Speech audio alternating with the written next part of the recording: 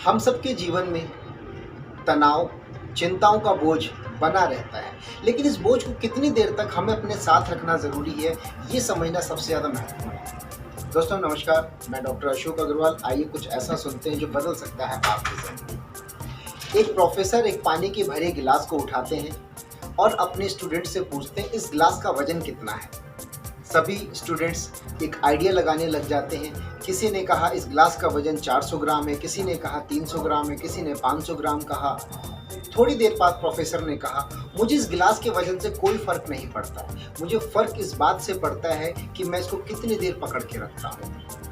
Professor ने कहा, अगर मैं इस गिलास को 2 से 3 मिनट तक पकड़ के रखता हूँ तो मुझे कोई फर्क नहीं पड़ेगा, लेकिन अगर यही गिलास मैं 1 घंटे 2 घंटे तक पकड़ के रखता हूँ तो मेरे हाथ में दर्द होना शुरू हो जाएगा, और यही ग्लास अगर मैं पूरे दिन तक पकड़ के रखता हूँ तो हो सकता है कि मेरा हाथ सुन्न हो जाए और मुझे पैरालाइज भी हो जाए। जबकि तीनों ही कंडीशन में ग्लास का जो वजन सेम था।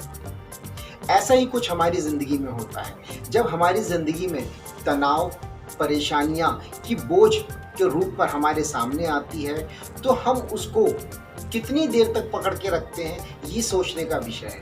अगर हमने उस तनाव और चिंता को थोड़ी देर में छोड़ दिया तो शायद परेशानियां ज़्यादा देर नहीं टिकेंगी। अगर हमने लंबे समय तक टिका, उस परेशानियों के साथ अपने आप को टिका के रखा, तो धीरे धीरे हमें वो पैरालाइज भी कर देगी।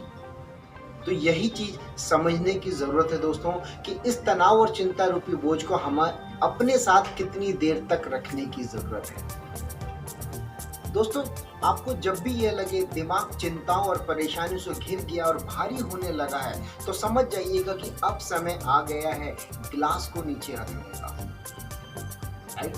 और दोस्तों, अगर आपको ये स्टोरी कोई सीख देती है और आपको लगता है कि मुझे ज़्यादा से ज़्यादा लोग तक इसको पहुंचाना चाहिए जिससे दूसरों की मदद मिल सके, तो मेरे इस स्टोरी को अधिक से अधिक शेयर कीजिएगा और चैनल को सब्सक्राइब कीजिएगा। इसी प्रकार आपको समय समय पर हिंदी मोटिवेशनल स्टोरीज आप लोग तक मिलती रहेंगी जो आपकी ज़िंदगी बदलने में मदद कर सकती है। इसी सब शुभकामनाओं के साथ आप सभी का बहुत बहुत धन्यवाद और आप सबका दिन शुभ हो।